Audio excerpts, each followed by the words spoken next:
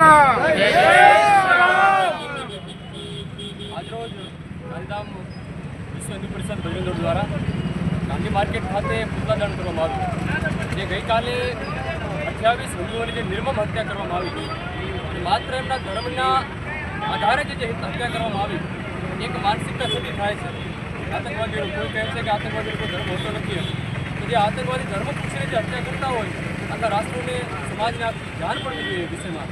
અને 28 લોકોની જે નિર્દોષ લોકો નિર્મમ હત્યા થઈ છે, વિશ્વ હિન્દુ પરિષદ એને તદ્દન વખોડી કાઢે છે અને જે આ હત્યા કરવામાં આવી છે એના વિરોધમાં સરકારશ્રી અને તંત્ર દ્વારા, આર્મી દ્વારા એક્શન લેવામાં આવે અને પાકિસ્તાનને એની હેસિયત અને ઓકાત ખબર પડવી જોઈએ.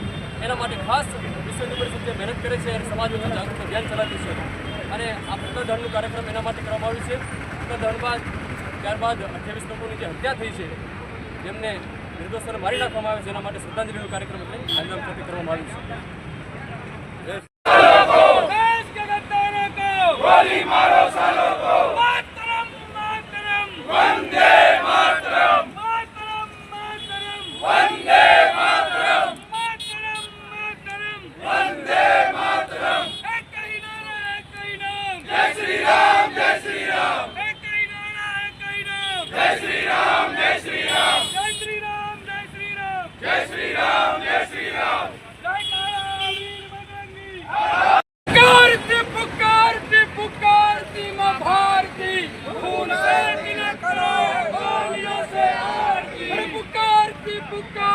पुकारती माँ भारती, खून से तिलक करो।